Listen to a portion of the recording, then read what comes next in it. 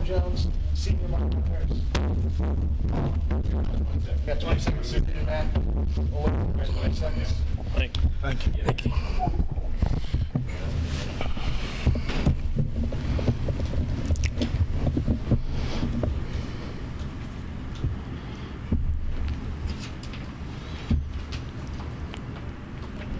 Welcome back to the Bulldog Basketball Postgame Show. Dogs win and come from behind fashion 69-66 with Marvelle Harris and Torren Jones at his side. Here's Coach Rodney Terry. Coach, congratulations. Great opening win. What made this possible? Be down by 8 at half and again in the second half to pull this off?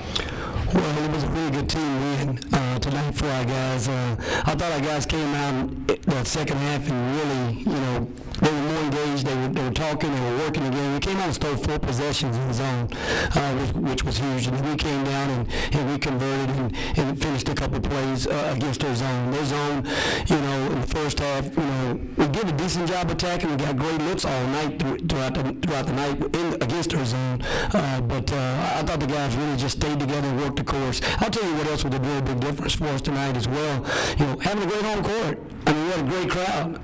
Community came out. They're excited about this team. They want to see this team, and we really appreciate what they did for us tonight. We hope they come back again on Monday for us because they were the big difference in this game as well. Our guys fed off that energy. You think you can get the band for every home game? Love that band. I mean, I've been lobbying for that for a minute. I love our band, man. They do a great job, and they bring so much energy to the building and the atmosphere. I mean, it changes everything. Coach, I know you love defense and you've emphasized defense, but the one stat I like from your perspective is 15 steals. You got to love that. We did. Guys were in really good position, and I've said to this group here this summer, I think we can be the best defensive team in our league. And be the best defensive team in our league, you're probably one of the better teams in the country. And we have all the ingredients to be able to do that. And, that's going to make the growth curve for this team have a very high ceiling if we continue to build on that. I know there's a lot of heroes, but to me, Lionel Ellison down the stretch really set the tone defensively. Lionel's a winner. He came from a winning program, and we recruited him. The one thing his coach said, echoed over and over, how much of a winner he is. At game time, he's a guy that can climb in guys and get stops when he needs to, and make the right decision, and just carry himself the right way. He's done that in practice, so it carried over into the game tonight. So I'm not really surprised by what he was able to do. Torren, for you, Bulldog debut, double-double, 13 points, 14 rebounds. What did that feel like? It felt like home, something I was used to coming from the JUCO, and I felt like that's what I needed to bring to the Bulldogs. That's what Coach recruited me for, rebounds and being a presence in the post. So I felt like I did my job. Well, you guys fell back behind after you caught them. They had that 9-0 run and went up by 8 in the second half. What did you guys talk about? How did you turn that back around? Just not getting down on ourselves. Like Coach said, we got a good group of guys that don't give up on each other. And I felt like when bringing Lionel in, he was the glue to that run we had coming back in the second half. Marvelle, another big night for you. It's your senior year. I know it's a tough game, but you must feel personally proud to shoulder a lot of the offensive burden and have your team help you out and come through at the end of the game and win it. Yeah, it was a lot. Everybody did their job tonight. People who were supposed to screen. People who were supposed to take shots, took the shots. People made the right passes. So everybody just played together, and we played as a unit tonight. Coach, I think you don't want to see Jeremy Major anymore, right? The little point guard. He is a tough. I called him a pest on the air tonight for Pepperdine. He is really tough to handle. He's an active defender on one end, and then he pushes the ball and really tries to control tempo for their team on offense. So he's a really good little player at the point for him, and played well against us a year ago as well. Marvelle, were you just trying to build some drama, make Coach a little nervous when you guys missed all those free throws at the start of the second half? I mean, you guys didn't make a free throw in the second half till there were like 5 minutes left. That was just lack of concentration on our part. We practice free throws over and over. We always have to make free throws before we leave practice, so we just got to step up to the line and make the shot. How much of a surprise was that to you guys that you couldn't make foul shots? Because if you look at your numbers, historically, you're pretty good foul shooters. I mean, Caesar went up there and missed a couple. You missed a foul shot.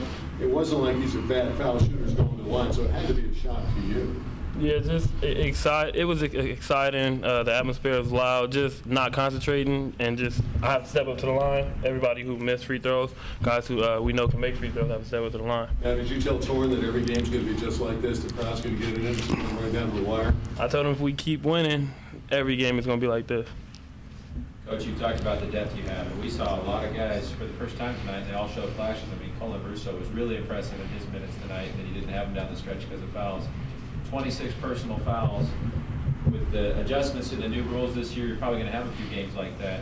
How big was your depth tonight, and could you have won without this kind of depth? No, I tell you what, it's a strength of our team, having a number of different guys that can come in, and the thing that we've really tried to instill in these guys is play as hard as you can play. Don't pace yourself out there on the field. We've got enough guys to come in, and you've done your job. You're going as hard as you can go. The next guy comes in, and he's gonna keep up that same pace as well. So, having a bench and having guys believe in each other right now is a huge step for this team right now. And again, I'll echo to you one more time, and I think Marvelle just alluded to it.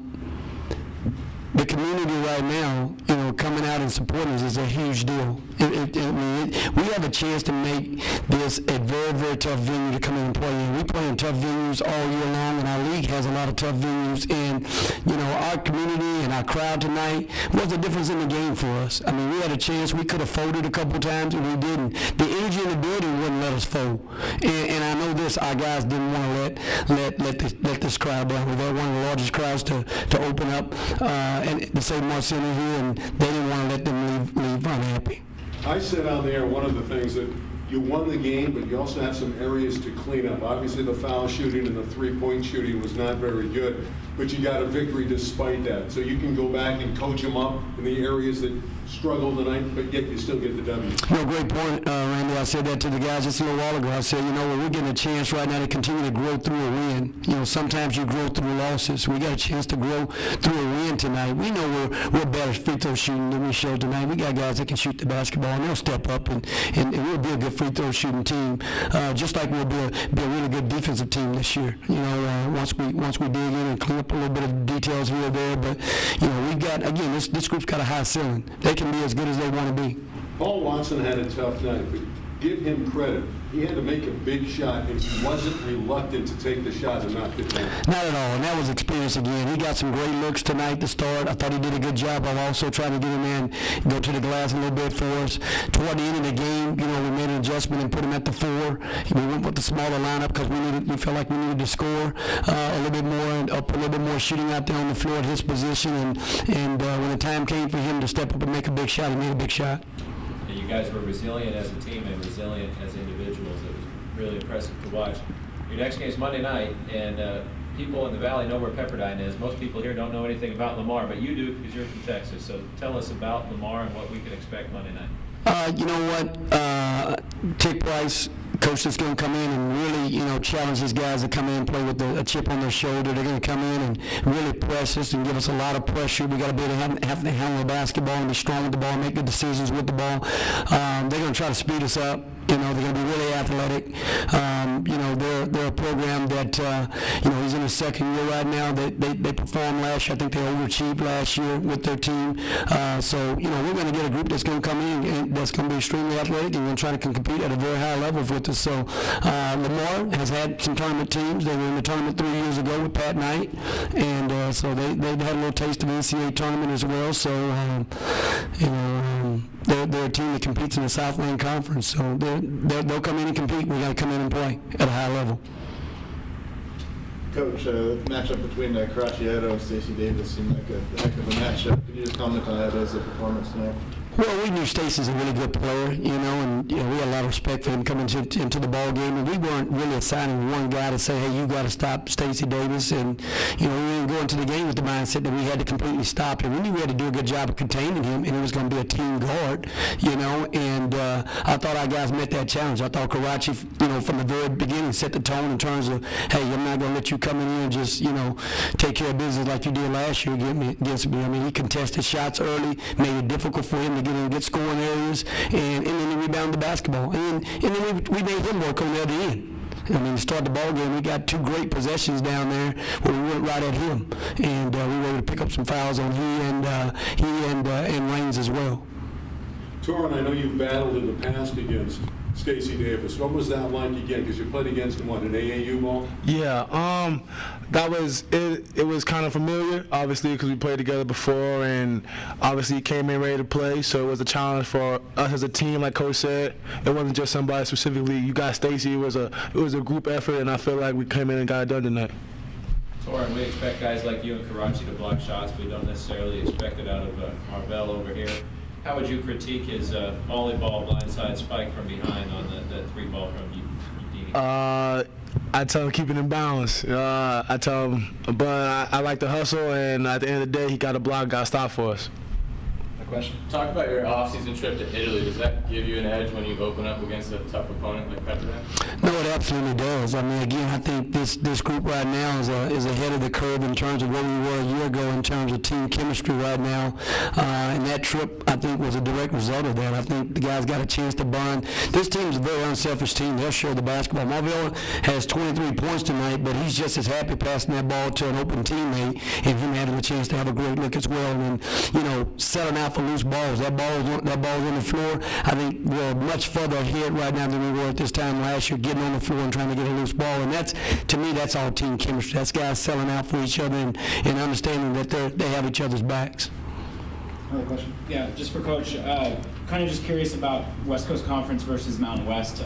Obviously, the Pepperdine Waves were picked third in the WCC. They're a team that many thought might make a run at the NCAAs this year. So just what does it mean for your team getting the big win against a potential playoff or a potential tournament team, and how do you rate yourself after that kind of victory? Well, these wins are very important in terms of obviously you stated the Mountain West Conference and the West Coast Conference. You know, two well-respected conferences on the West Coast, and teams that have multi-bid teams, you know, go to the NCAA tournament. So when you play a team like Pepperdine, who's going to win a lot of games this year, and they were picked really high with the preseason player of the year in their league, you know, to get a win against those guys really helps your RPI. It helps our Mountain West Conference RPI. You know, wins out of league is huge in terms of where our conference is seen. So it's a big win in that regards, and you know, the better that we're able to do out of conference, the better for our league and the more opportunities that we'll have postseason teams. Any last question? What adjustments were made at halftime? You go into the locker room trailing, you come out on fire. What did you say to the guys? Well, you know what? It's a long game. It's not a sprint. You got to come out and work the game. You know, our guys, I thought tonight, worked the game for 40 minutes, and you know, we knew we were better than the 8-0 run that we gave them to close the half. You know, and we came out. I thought guys were more engaged defensively, offensively. I mean, we got great looks in the first half. You know, and we came out and you know ran a couple of simple actions against their zone, and they never stopped it. So it's hard to come out of running that action because they never stopped the action. So we continued to stay in action the whole time. You know, it was just a matter of us being patient enough to take what they were giving us, and then at the end of the day, you know, either stepping up, making a shot, or driving and putting pressure on the basket. So, you know, I thought our guys again came out and they just stayed with the game plan and just kept working the game. And again, even 3 minutes to go in the game, you know, we're down, and you just got to keep working the game. It's a long game. You know, just keep doing what you do and do what you practice. You know, I thought they did that tonight. Thanks, everybody. Coach Rodney Terry with Marvelle Harris and Torren Jones. Yeah, I'm going to get off your feet.